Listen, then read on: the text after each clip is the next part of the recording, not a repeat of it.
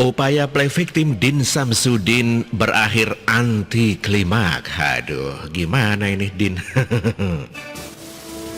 Saya tidak tahu persis awal mula kenapa pelaporan Din Samsudin oleh GAR-ITB ke KASN dianggap melanggar undang-undang berubah menjadi tudingan radikal. Masih penasaran karena yang berkembang dan viral malah tudingan kalau Din Samsudin adalah tokoh Islam radikal. Tudingan Din Samsudin sebagai tokoh Islam radikal memang lemah. Meskipun pernah menghadiri acara HTI, namun Din Samsudin belum terang-terangan melakukan perbuatan yang bisa dianggap radikal. Dia lebih tepat disebut sebagai oportunis dan pragmatis. Dia seorang ASN yang mirip politisi. Namun anggapan bahwa Din Samsudin melanggar undang-undang ASN cukup kuat. Banyak tindakan Din Samsudin yang bertentangan dengan undang-undang ASN. Salah satu tindakan Din adalah menjadi salah satu pendiri koalisi aksi menyelamatkan Indonesia. Kami dinilai sebagai pencerminan oposisi pemerintah. Din dianggap melanggar sumpah dan kewajiban sebagai aparatur sipil negara untuk selalu setia dan taat sepenuhnya kepada pemerintah yang sah. Selain itu banyak pernyataan dan sikap Din Samsudin yang cenderung kurang ataupun tidak patuh kepada pemerintah.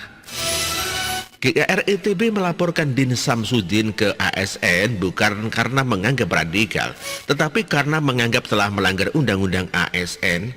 Namun anehnya kenapa yang viral justru tudingan kalau Din Samsudin adalah radikal.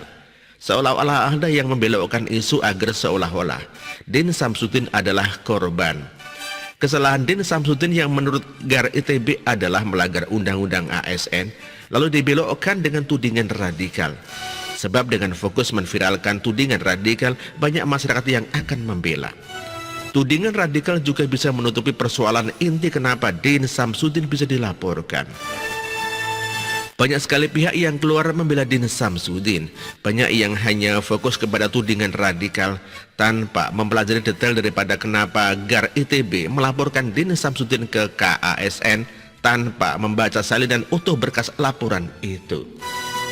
Awalnya saya berpikir tudingan Din Samsudin radikal bisa berkembang menjadi bola liar dan ujung-ujungnya menyerang pemerintah.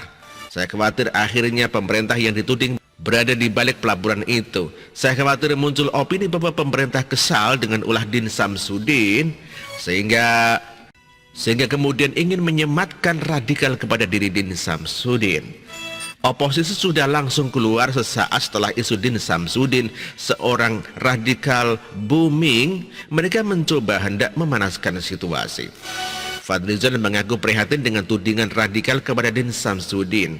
Dia juga menyebut mengenal dekat Din Samsudin dan membantah bahwa mantan pimpinan Muhammadiyah itu adalah seorang radikal. Wakil Majelis Syuro PKS Hidayat Nur Wahid mengatakan bahwa Din Samsudin dengan kiprah-kiprah beliau itu menunjukkan bahwa sikap anti radikalisme dan paham moderat Profesor Din tidak hanya diakui di dalam negeri tetapi juga dunia internasional. Lambat laun akhirnya posisi Din Samsudin berada di atas angin. Dia berhasil meraih simpati masyarakat karena seolah-olah menjadi korban fitnah. Seolah-olah ada orang jahat yang menfitnah dia sebagai tokoh Islam radikal. Padahal sebelumnya banyak masyarakat yang resah dengan tingkahnya. Keberadaan kami yang dididikan olehnya bersama Gatot cukup membuat masyarakat muak kepadanya. Untungnya kali ini beberapa pihak kompak menyebut Din Samsudin sebagai orang Islam yang tidak radikal alias moderat. NU dan pemerintah yang notabene tidak punya kedekatan emosional dengan Din Samsudin juga membuat pembelaan. Jika yang membela Din Samsudin adalah Muhammadiyah atau MUI, hal itu sangat wajar karena Din Samsudin pernah menjadi ketua umum Muhammadiyah dan MUI. Gus Yakut sebagai Menteri Agama juga bersikap cukup bijak. Beliau menyarankan agar tidak mudah menuduh orang radikal, padahal beliau biasanya cukup keras dalam memberikan komentar. Mahfud MD selaku Menko Polhukam juga membela Din Samsudin. Beliau menyebut Din Samsudin orang yang kritis, tetapi bukan orang radikal. Beliau mengaku pemerintah tidak pernah memproses tindakan Din Samsudin. Meskipun reaksi beberapa pihak terlihat salah paham dengan alasan utama kenapa GAR-ITB melaporkan Din Samsudin ke KASN, namun reaksi seragam dari berbagai pihak bisa dibilang cukup sukses dalam meredam isu. Ya, Jika NU dan pemerintah tidak bereaksi seperti itu, tak mustahil muncul opini sesat bahwa NU dan pemerintah sepakat dengan tudingan bahwa Din Samsudin sebagai sosok radikal. Ujung-ujungnya Din Samsudin akan diframing sebagai sosok yang terzalimi. Namun akhirnya upaya play victim itu berakhir anti klimaks, karena ternyata baik NU ataupun pemerintah memberikan komentar yang serupa dengan Muhammadiyah MUI, oposisi yang rame-rame membela Din Samsudin. Jadi buyar dong. Artikel ini ditulis oleh Ayas, terima kasih.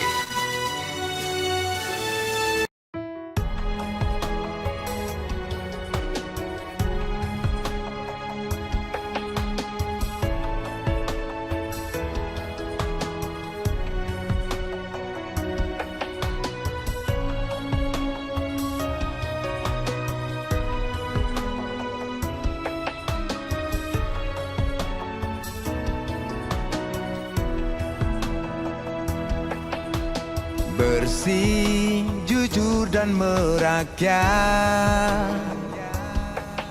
berbuat demi masa depan kami. Sosok pemimpin tegas pemberani,